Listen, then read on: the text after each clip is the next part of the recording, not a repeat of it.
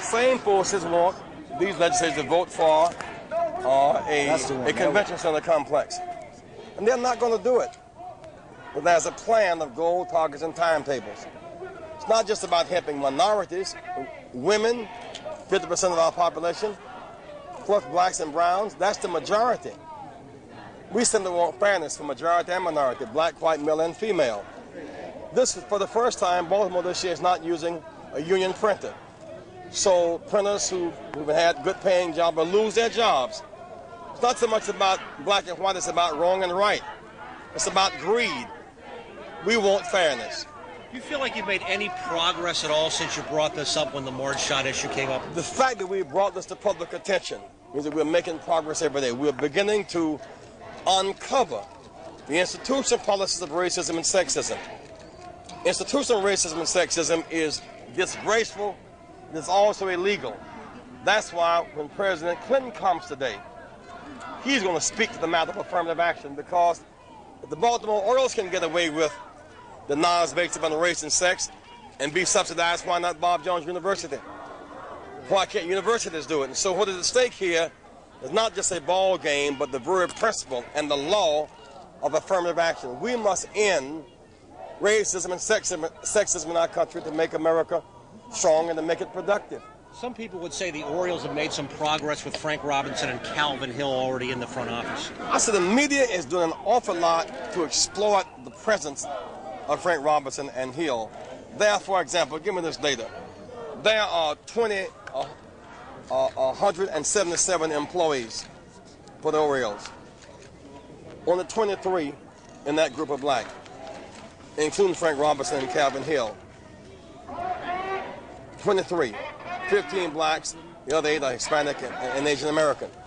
They said it's 60% black. Only 2% of the vendors are black.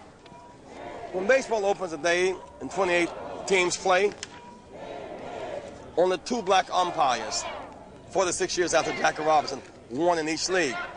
So somewhere between a quarter of 0 and a quarter of 1, it's not right. It's not fair.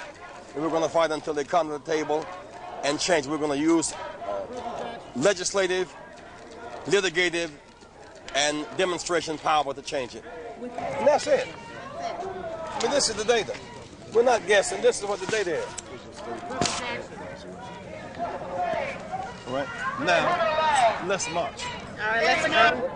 What do you say to the people who say maybe there's some other places that your efforts, can be used more than this? It's a little bunchy right here. It's a little bunchy right here. Slow down. I do not know of a higher and better use of my time today than to fight for the right of organized workers, to fight racism, to fight sexism. After all, racism and sexism are immoral and illegal. This is a good use of my time. Okay. Indicating that there's only one black African-American umpire in the National League, one in the American League. I mean, you take, no for example, president. here in Baltimore, up until this year, they've had a union printer to do the printing. This year, they're not using a union printer, so workers printing will be making less money. The institution of racism and sexism is immoral. It is also illegal. That's why President Clinton is going to address that issue today, because affirmative action is the law. If Baltimore can get away with not enforcing affirmative action, so can Bob Jones University. Is President Clinton going to address that publicly here today? Indeed he is, because he has the data. He knows that the throwing out of baseball is his pleasure. Enforcing the law is his duty. Affirmative action is the... Baltimore, because the president was here to throw out the first ball. The national media is here, and you can get national attention for this very important. Wherever we go, it's going to be national attention, because baseball is a very visible sport. 177 employees for Baltimore beyond the playing field. Only 23 are black, or brown, or Asian, for example, mostly in low-playing positions. The top 7 power positions in baseball: club president, general manager, general counsel, personnel director, chief scout, chief financial officer, play-by-play announcer. No blacks. 46 years after Jackie Robinson. Those zeros represent a quota. That's not our IQ. That's our predicament. Baltimore had 10 radio and TV announcers covering this club, all white. And so it's the clubs, it's TV, it's newspapers, and corporate management. We intend to break that structure up. So when women and blacks and Hispanics are locked out, that's not the minority, that's the majority. We want the team. I like baseball. I want to come to the game and have big fun.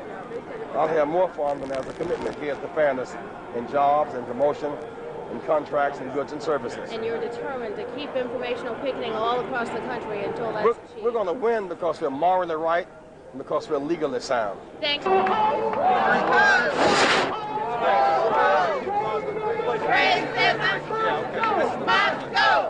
They will listen if we continue to raise our voices.